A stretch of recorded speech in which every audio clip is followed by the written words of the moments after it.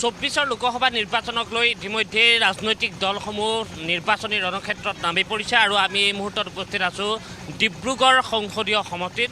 ডিব্ৰুগড় সংসদীয় সমষ্টিৰ নিৰ্বাচন যিহেতু 19 এপ্ৰিলত, গতিকে আমি বিভিন্নজনৰ সৈতে কথা পাতিম। আৰু এই ঠাইখিনিৰ নাম কি? দিকম। আপোনালোকে অটো চলায়, গতিকে অটো চলোৱা লোকসকলৰ সমস্যা বৰ্তমান কেনেকুৱা ধৰণৰ? আমাৰ বৰ্তমান সমস্যা মানে ৰাস্তা পদূলি আমাৰ বহুত বেয়া, বহুত অসুবিধা হয় ৰাস্তাৰ কাৰণে। আমাৰ ৰাস্তা পদূলি উন্নয়ন লাগে, ভাল লাগে। আমি চৰকাৰলৈ সেইটোৱে আহ্বান জনাইছোঁ। এইবাৰ কি দেখিছে, কি হ'ব নিৰ্বাচনত? তো নিৰ্বাচনটো যি দেখিছোঁ, কোন আহে কোনো গম পোৱা নাই বৰ্তমানলৈ। হাৱা কাৰ দেখিছে? হাৱাটো শাসিত চৰকাৰ যাৰ বিজেপি চৰকাৰ, তাৰে হাৱাটো অলপ বেছি। কি হ'ব পাৰে বুলি ভাবে নিৰ্বাচন মানে এতিয়া কি বুলি ক'ম, নিৰ্বাচনটো যাৰ বিজেপি চৰকাৰে আহিব লাগে, যিটো মানে আহিব পাৰে। আপোনাৰ বৰ্তমান দেখা গৈছে তেওঁলোকৰ যি প্ৰভাৱশালী ব্যক্তি আছে। প্ৰভাৱশালী বুলি কৈছে শাসকীয় পক্ষ প্ৰভাৱশালী, গতিকে শাসকীয় পক্ষৰে আহিব পাৰে। আমি কথা পাতি যাবলৈ চেষ্টা কৰিছোঁ। বাইদেউ বজাৰ কৰিছে? কি কি ল'লে? এই চাউল ল'লোঁ, গুড় ল'লোঁ।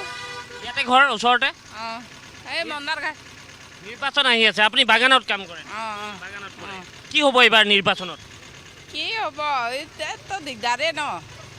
বাগানতো 200 পাওঁ হাজিৰা। 200 পায়। অঁ, তো 12 দিনেতো 2000 হয়। 2000 হয়।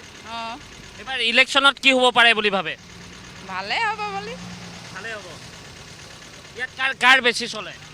ইয়াত চলে, এই মই নাম নাজানো তাৰ। নাম নাজানে? কোন দল চলে বেছি? কোন দল চলে ক'ব পৰা নাই? নাই, ক'ব পৰা নাই, ক'ব নোৱাৰে তেওঁ। আমি কথা পাতি যাবলৈ চেষ্টা কৰিছোঁ। ইফালে পলাইছে মানুহ দেখিয়ে, কেমেৰা দেখিলেই এনেধৰণে আঁতৰি দিয়ে। ঘৰ ইয়াতে? ইয়াতে নহয় ঘৰ, আমাৰ ঘৰ হেজেল বেংক। মানে ক'ত? Hazel bank garden.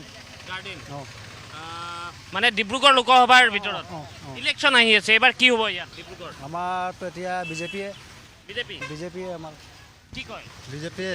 অঁ, বিজেপি, তেওঁলোকে কৈছে বিজেপি। তেওঁলোকে বেলেগ কথা একো কোৱা নাই, ডাইৰেক্ট কৈছে বিজেপি।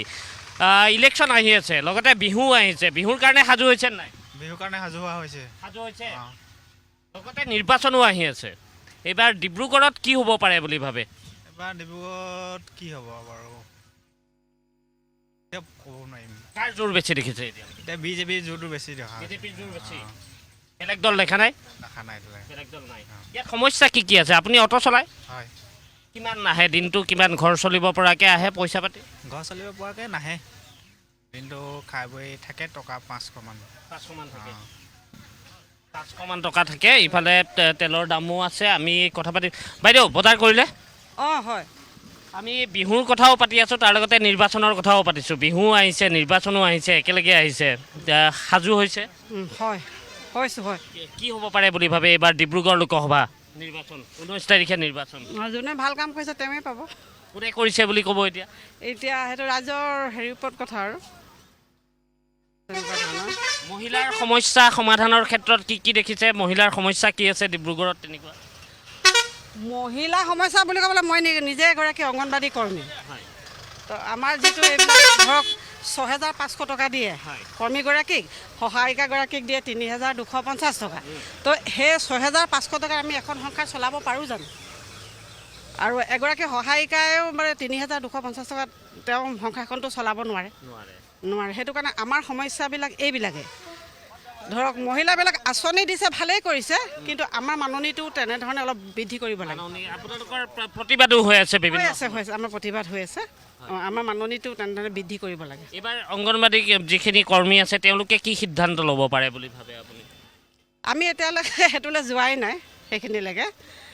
বিজেপি চৰকাৰে কাম নাই কৰা বুলি ক'ব নোৱাৰি, কৰিছে। তথাপিও মানুহৰ ধৰক সমস্যা সমাধান নহয়েই দেখোন। সমাধান নহয় সময়। সেইকাৰণে তেওঁলোকেও যদি ভাল কাম কৰিছে তেওঁলোকে নিশ্চয় জিকিব। মানুহে সিদ্ধান্ত ল'ব? ৰাইজে ল'ব সিদ্ধান্ত। ধন্যবাদ জনাইছোঁ। বিহুৰ কাৰণেও সাজু? সাজু। বিহু শুভেচ্ছা থাকিল আপোনালোকলৈ। আপোনালোকলৈও থাকিল।